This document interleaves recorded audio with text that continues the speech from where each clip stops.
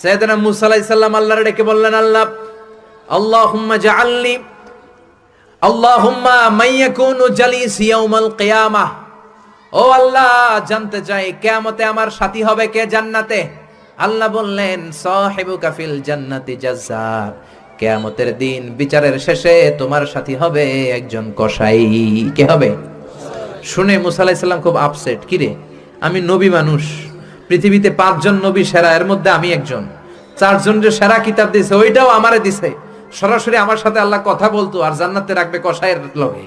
ঘটনাটা কি? আল্লাহরে বললেন, আল্লাহ কি আমল ওই কসাইয়ের, কেন কসাই যাবে? আল্লাহ বললেন, মুসা যাও যাও, নিজের চোখে দেখে নাও কি আমল করেছে ওই কসাই। সাইয়েদনা মুসা কসাইয়ের দোকানে যেয়ে দেখলেন না, স্পেশাল কোনো আমল নাই, খালি গোশত কোপায়। কি কোপায়? সারাদিন গোশত কোপানোর পর বিকেলবেলা সুন্দর একটা গোশতের টুকরা প্যাকিং করে বাড়ির দিকে রওনা। সাইয়েদনা মুসা আলাইহিস সালাম পিছনে পিছনে রওনা। বাড়িতে যাওয়ার পরে সাইয়েদনা মুসা আলাইহিস সালাম তার দরে নক করতে শুরু করলো দরজায়।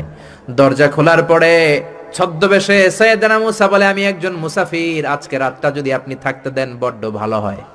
কসাই বলে, আহলান সাহালান মারহাবান তৈয়বান, আসেন মিয়া, বসেন, এই ঘরে বসেন, পাশের ঘরে আমার একটু কাজ আছে। পাশের ঘরে কসাই ঢুকে মাচা থেকে একটা বৃদ্ধা মহিলাকে নামিয়ে নিজ হাতে গোসল করিয়ে টাওয়াল দিয়ে হাত পা মুছে দিয়ে নিজ হাতে গরুর গোশত রান্না করে নিজ হাতে রুটি বানিয়ে ওই মহিলার মুখের মধ্যে রুটি আর গোশত তুলে দিতে লাগলেন। বৃদ্ধা মহিলা রুটি খেতে খেতে চোখের পানি ছাড়ে আর মুচকি মুচকি হাসে। খাওয়ার পরে মহিলা 2 হাত তুলে আল্লাহর কাছে দোয়া করে। মহিলারে খাওয়ানোর পরে বাটির মধ্যে রুটি আর গোশত এনে কসাই বলে, ও ভাই মুসাফির, আপনার রাতের খাবার খান, রাতের খাবার খেয়ে আপনি ঘুমিয়ে যান, সকালে যাবেন আপনি আপনার পথে, আমি যাব আমার দোকানে। সাইয়েদনা মুসা বলেন, পরে খাবো, আগে বলো বৃদ্ধা মহিলাটাকে। কসাই বলে, এই মহিলাটা ছাড়া দুনিয়ায় আমার আর কেউ নাই, আমি ছাড়াও এই মহিলাটার আর কেউ নাই।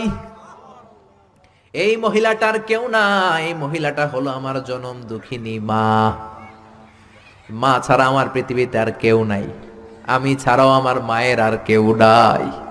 প্রতিদিন গোশত কেটে ভালো একটা গোশতের টুকরা এনে আমার মারে আমি খাওয়াই, নিজ হাতে গোসল করাই, মার গা টাওয়াল দিয়ে মুছে দেই, রুটি বানিয়ে গোশত রান্না করে মায়ের মুখে খাবার তুলে দেয়, আমার মা দোয়া করে। সাইয়েদনা মুসা বললেন, পাশের রুম থেকে তোমার মা কি দোয়া করেছে? বীর বীর বীর বীর করে একটা শব্দ কানে আসলো, অস্পষ্ট আওয়াজ। কি বলেছে আমি